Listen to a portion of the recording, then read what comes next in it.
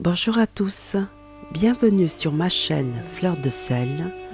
L'histoire que je m'apprête à vous lire, c'est Comment le rhinocéros se fit la peau de Rudyard Kipling, des éditions Le Sorbier.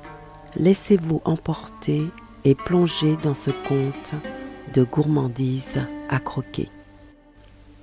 Il était une fois, dans une île déserte, que baignait la mer Rouge, un Parsi dont le bonnet brillait des mille feux de l'Orient, et plus encore sous les rayons du soleil.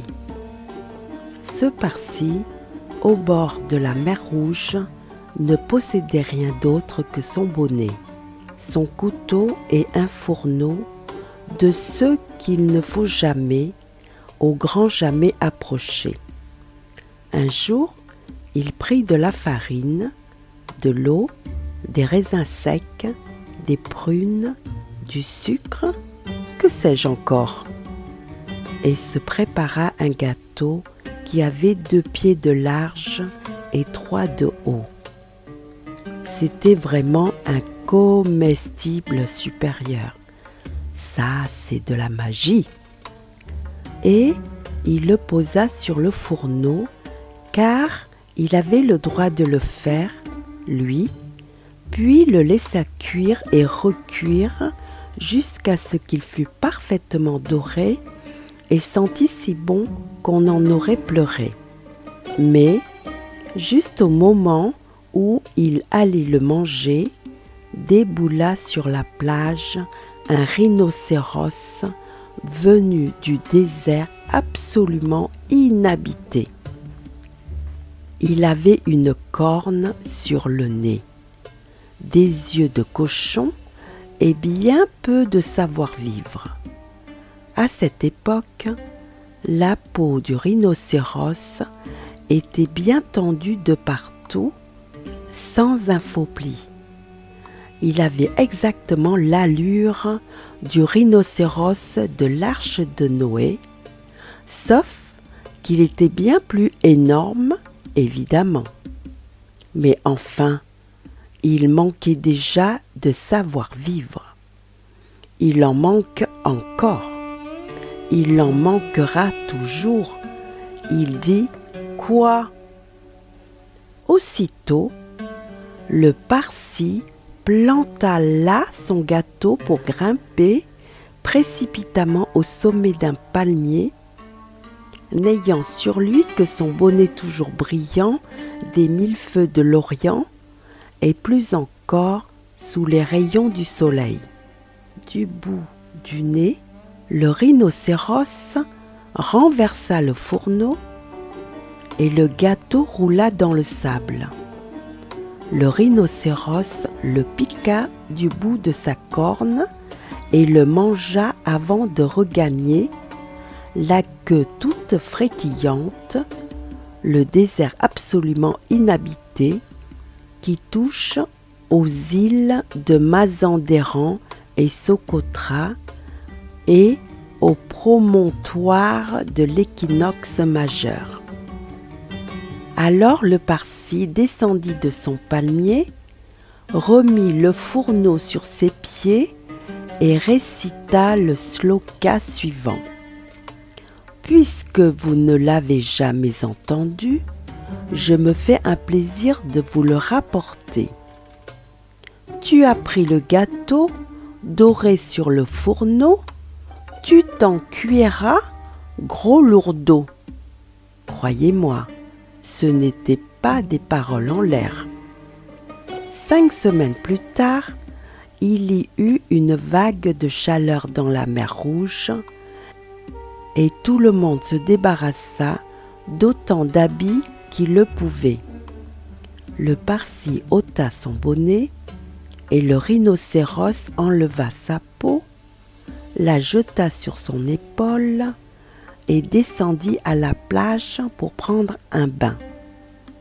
À cette époque, une peau de rhinocéros se boutonnait par-dessus à l'aide de 3 boutons, exactement comme un par-dessus waterproof. Il ne souffla mot du gâteau au Parsi parce qu'il n'en avait pas laissé miettes et n'avait pas de savoir-vivre.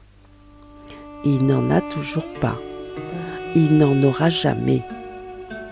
Il alla vite patauger dans l'eau et faire des bulles avec son nez, abandonnant sa peau sur la plage. Le Parsi, passant par là, trouva la peau et sourit d'un tel sourire qui lui fit 2 fois le tour complet de la figure. Puis, il dansa 3 fois autour de la peau et se frotta les mains. Il retourna dans son campement et y remplit son bonnet de miettes de gâteau, car le Parsi ne mangeait que du gâteau et ne balayait jamais. Ensuite, il prit la peau et la secoua, la frotta de toutes ses forces et y déversa des miettes de gâteau bien sèches, bien rances et bien dures, plus quelques raisins carbonisés, autant qu'elle pouvait en contenir. Il regrimpa sur son palmier et attendit que le rhinocéros sortît de l'eau. Il finirait bien par remettre sa peau. Et en effet, le rhinocéros boutonna les 3 boutons et tout aussitôt sentit des picotements, comme quand on a des miettes dans son lit. Il voulut se gratter, mais c'était encore pire. Alors, il s'allongea et voulut se rouler dans le sable.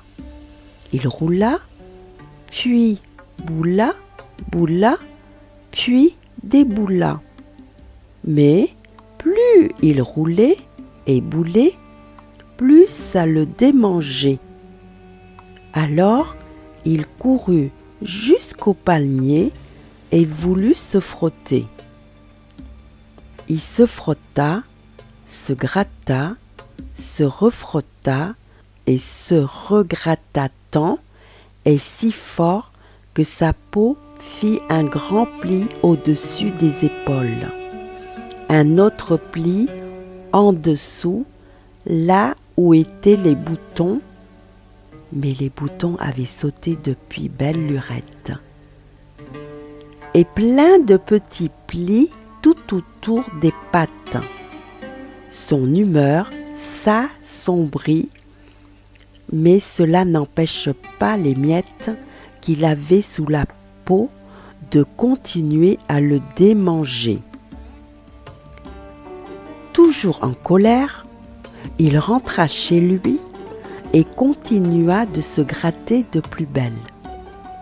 Depuis ce jour, tous les rhinocéros, sans exception, ont une peau qui fait des plis et un caractère impossible, tout ça à cause des miettes. Le Parsi, lui, descendit de son palmier avec sur la tête le bonnet qui brillait des 1000 feux de l'Orient et plus encore emballa le fourneau et prit la route d'Orotavo, d'Amygdala, des hautes plaines d'Antananarivo, des marais de Sonaput.